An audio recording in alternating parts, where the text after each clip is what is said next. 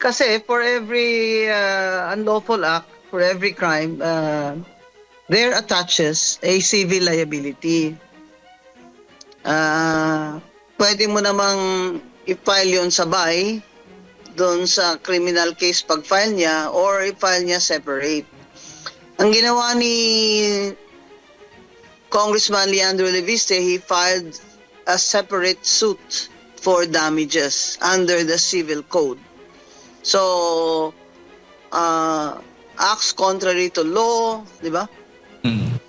Opo. Good customs, yan ang basis niya. So, pero ang unlawful acts, yun yung unlawful acts constituting libel. So, number one, identified si Congressman Leviste directly. Sinabi ang pangalan niya ni Castro. Number two, nagsabi si Castro ng mga salitang nakakasira ng reputasyon at honor ni Congressman Leviste or accuses him of a crime. In this case, sinasabi ni Castro na syndicated estafa daw itong ginawa ni Congressman Leviste. Number three, well, there's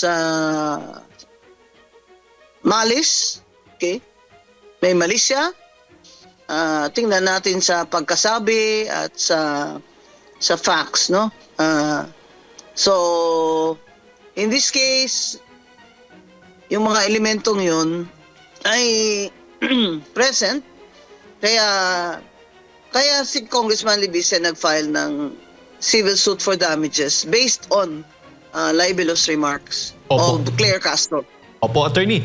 Sabi mo nga, umaabot din sa 2.285 million pesos yung filing fees sa kasong damages na isinampagan ni Congressman Leviste. Sa karanasan po Yes, ninyo... because for every million, Opo. the filing fee is around 25,000 unless updated na naman yan ng Supreme Court.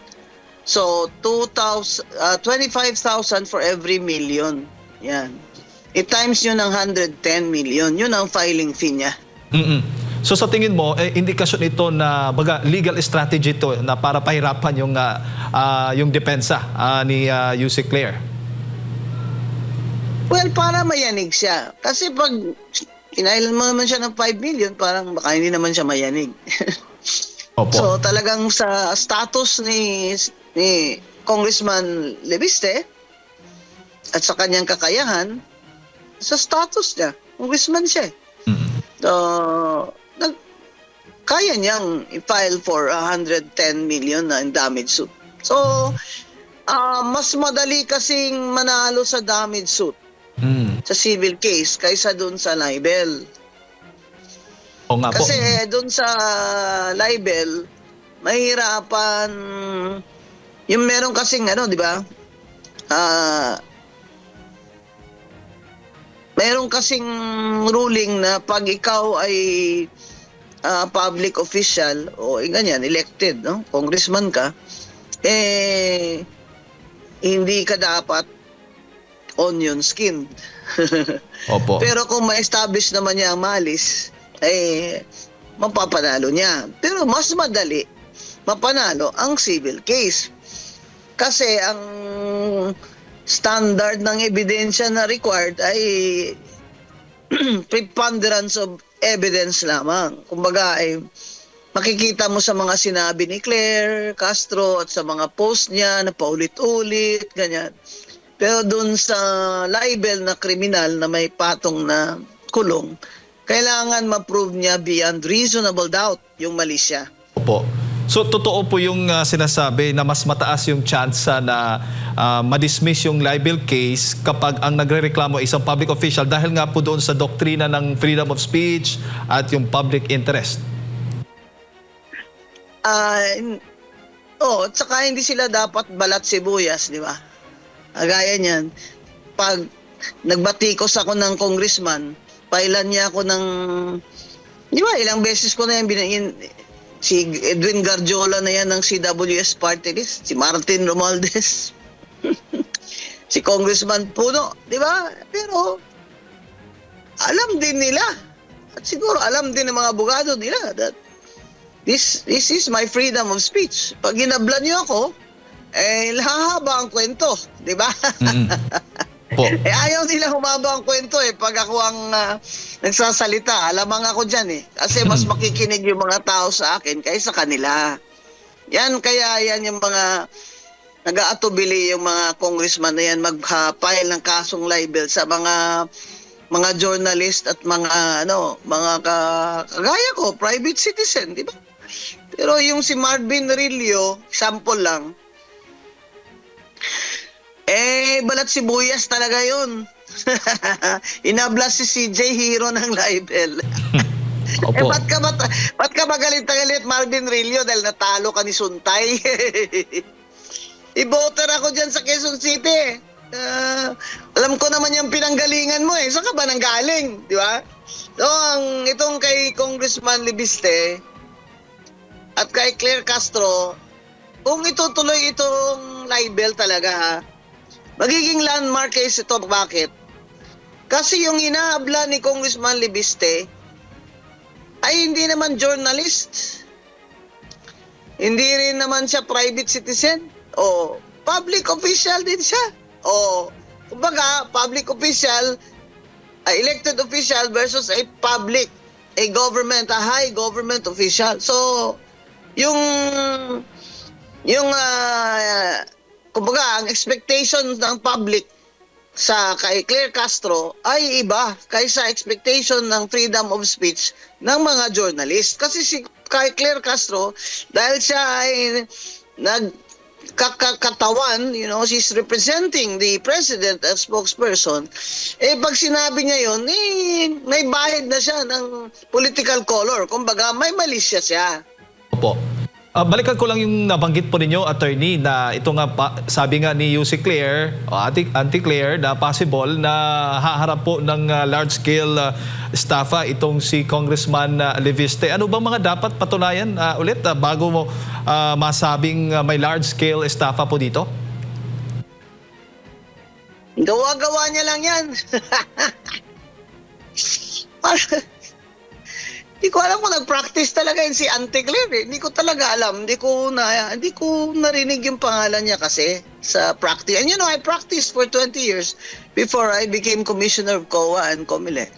I was in court almost every day. I was a trial lawyer.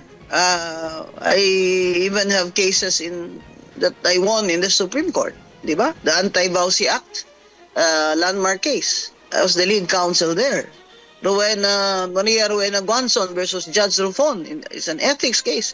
Itong si Auntie Claire, hindi ko ever narinig yung pangalan niya sa practice. Baka dahil siyempre younger siya sa akin. Pero kahit na younger, nakikita ko naman sila sa husgado, narinig ko sila sa mga events ng mga legal profession, di ba? So, itong mga sinasabi niya, syndicated estafa. Kumbaga, suntok sa buwan yan. Paano yan maging syndicated estafa yung pagbibenta ng share sa isang kumpanya? Hindi naman bawal magbenta ng shares ng isang kumpanya.